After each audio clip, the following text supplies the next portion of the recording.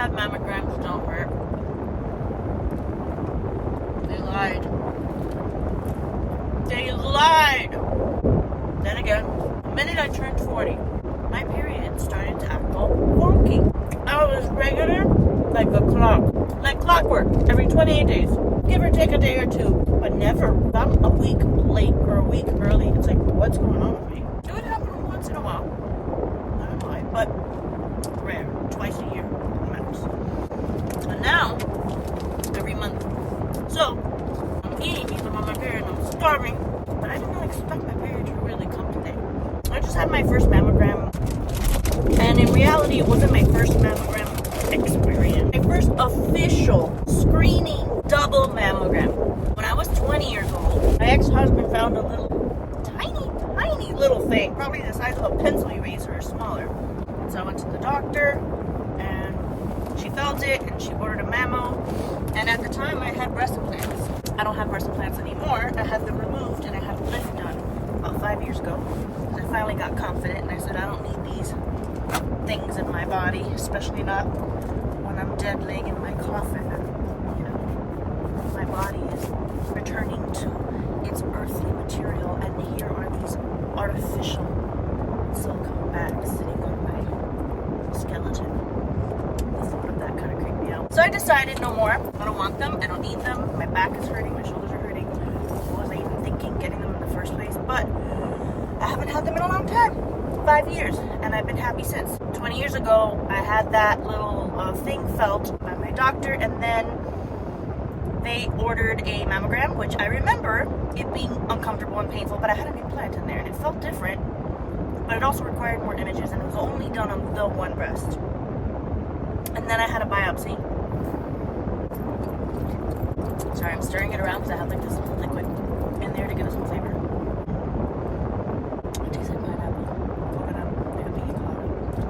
They biopsied it, it was nothing, and she put a little marker. It's like this little metal thingy that they just tack onto it, so that in the future, when you have future mammograms, they'll see it and they'll say, oh, there's this weird little lump here. But that little tag means that it was already inspected and it's okay. Whether you know this or not, when we're on our periods, things are more painful. Like right now, I'm battling a headache. Like I can feel it trying to get me, which is why I was eating in my car, because I had lunch around noon and all I had was a little sandwich with, 2 slices of honey wheat bread, some chicken slices, little mayo, little mustard, and some of those little lime potato chips that I love, and my flavored water. That's pretty much it. And my breakfast was a packet of instant oatmeal. I just don't gobble up so much food when I'm at work, because I find that it makes me really sleepy, especially in the afternoon, and I'm like dreading the day and I want to just go home already. So I just eat like minimally, like how you would eat if you're like on the road or if you're like hiking or something. You don't want to sit there and like have an entire big meal. I usually have like a meal at dinner time, but sometimes it's not even. Sometimes I just have like a bowl of cereal. But anyway, when you start your period and the days leading up to it, you're typically like starving, like a bear that hasn't eaten in a while and is ready for hibernation, and they're not ready to hibernate until their meal comes. I'm glad it's over with. I was kind of hoping. I remember being around 30. Where's this map taking me? I'm following my map and it is like guiding me in the wrong direction. It's delayed. That's what it is. Because I know I'm going in the right direction. There you go. Now I caught up. Anyway, when I was 30, I remember thinking, man, I really hope they invent something better for, breast cancer detection, screening, like, than the mammogram that we have now. Like, I hope they come up with something better. They came up with the ability to see baby's chromosomes through maternal blood.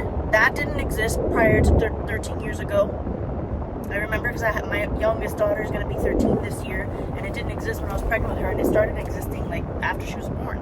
So many advancements, but yet they have not yet figured out how to just gently screen once a year for breast cancer or any kind of breast lumps or abnormality without pinching the living life out of your boobs. Find a better way, please. For heaven's sakes, doctors, radiologists, can we do it in a different way? Oh, and I have fibrodense breasts, so I may need to come back again for an ultrasound. Now that I am done stuffing my face with a quick, tiny second sandwich for the day, I am thankful. I don't think there's going to be anything wrong with my mammogram. The lady let me look at it. I asked her, hey, can you show me where the clip is? And she showed me where it is. There's no breast cancer in my family history, thank goodness. And I think it's going to be fine. And if it's not, then, you know, we figure it out from there. But I recently had my annual labs done, and even, you know, my white blood cell count was not abnormally elevated, which is typical when you have cancer. Everything was fine. I'm thankful. I'm grateful. I know there's a lot of people out there who have battled breast cancer and other kinds of cancer, and it sounds absolutely horrifying, scary, and more sad and unfortunate than anything else. To be quite honest with you, I particularly am not afraid of death. I know it sounds weird. I'm afraid of not living. I'm afraid of not having the chance to live. I'm afraid of not having enough time to see and do the things that I want to see and do. To meet the people that I know I'm destined to meet. See my children grow up into grown women. Like, it's weird that my camera cut me off saying that my memory was too full. It better not be full, because I was paying $2.99 a month for extra iCloud storage, and apparently that wasn't enough. And now I'm paying $10.99 or $9.99, $10 a month for 2T, whatever the heck the T even means. 2 tetra whatever bytes. And I still don't have enough memory. Like, get over yourself, okay? If I content create, there's gonna be stuff on my phone. Yes, I delete old things that I had already posted, but some stuff are still in the works, okay? Because I record in advance. Anyway, sorry for the cutoff from a pretty deep sort of topic I was talking about there. Don't even remember where I was, but I'm gonna try to like go back to that place. I think I was talking about I wasn't afraid of death. And I think, like anybody else, of course, when the moment comes, if you're aware of it, you're gonna have fear. I think that's normal and innate and human, right? Same way I knew I wasn't going to be afraid that this mammogram was going to hurt, but because I knew it was going to hurt. But I'm like, it's not something I can't tolerate. And yeah, in the moment I'm like, it freaking hurts, damn it. But it's not life or death. I'm not shaking in my boots. I'm not like, oh my God, is this going to hurt? Like, I'm not a pain in the butt to the tech about it, because that's my problem. Okay. So, with regards to the notion of death, a lot of times what people are afraid of is, oh my God, the process of dying. What's it going to feel like? Is it going to hurt? Is it going to be scary? You know, I don't want to feel pain. No one wants to feel pain. Scared? Yeah, because you're going to transition to something new or transition to nothingness. We don't know. So what a lot of people fear is the not knowing. The not knowing what happens to us where we go. And that's the fear of the death of the ego. My importance. You mean I don't exist anymore? The notion of no longer existing scares a lot of people. And that used to scare the crap out of me. How can I just not exist anymore? Well, the same way I didn't exist before I was born. You just don't. And it's something that I've come to terms with. Now, is that to say that I, wouldn't be afraid if somebody was pointing a gun at my face? Of course I'd be afraid. I'd probably be the first one with wet pants. But what I'm trying to say is that I'm not afraid of not being here anymore. It has to happen. We all have to go through that transition, that experience at some point or another. I'd be afraid of what I'd missed out if it happens too soon prior to me, being able to see and do and experience all the things that I wanted to see and do and experience, which is why I talk so much about like the future and my goals and the things that I want to achieve and places I want to go, and not wanting to be in the rat race for the next 30 or 40 years just because I have a mortgage. Like, it's not that I don't want to work or that I'm lazy. It's just that I want to live my life before it's too late, because you don't know when it's going to be too late. You don't know when your last day is going to be.